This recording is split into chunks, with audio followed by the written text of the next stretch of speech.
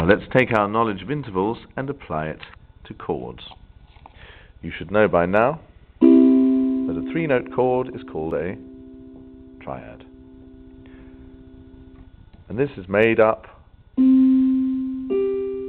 of the interval of a fifth, 1, 2, 3, 4, 5, and the third in the middle, 1, 2, 3.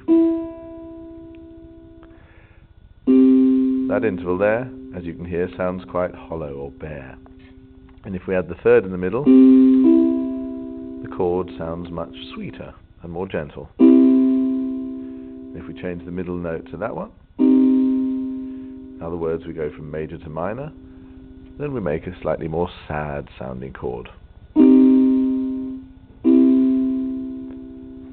So we have a fifth, a third, and a third. All pleasant sounding intervals, the third sounding more pleasant, and the fifth just sounding strong. Now we can talk about major and minor a little bit later. What I want to tell you is that this chord has the root of the chord as the lowest note. The root of the chord here is C. This is a C chord, C major. And therefore that's called root position. Now there are two other positions for this chord, and they're called inversions. An inversion, strictly speaking, means turning upside down. But there are two ways that you can do this. Firstly, let's take the bottom note, the root, and put it, instead of there, up there. So we're left with that note in the bass. So we had that, and now we've put it up there. And that is called a first inversion chord. You can do it with any chord you like. There is a root position chord, 1, 3, 5.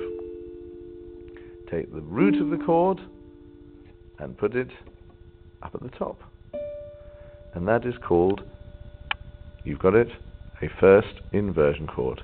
What's that kind of chord called? A root position chord. With the root in the bass, take the root note and put it up at the top, here an octave higher, and we have what kind of a chord? A first inversion chord. Now there's a piece by Beethoven which has a whole row of these. It starts like this, and so on.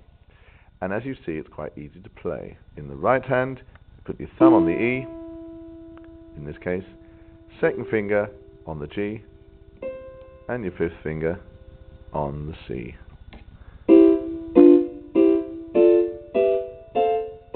And then you can move up and down, playing first inversion chords in a row like that.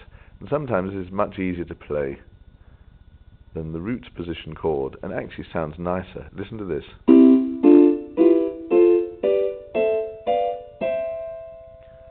Sounds alright, but this sounds a bit gentler.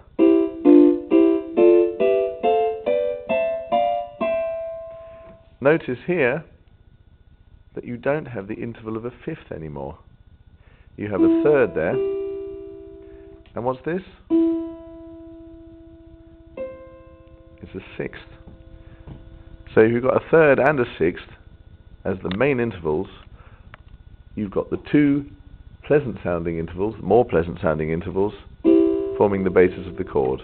Okay, you've got a fourth there as well, and that sounds hollow and bare as well. But I think you can probably hear that that sounds a little bit nicer than, although that sounds quite nice as well. 1, 2, 5. And of course, with the left hand, a bit lower down, you can then put the root of the chord here.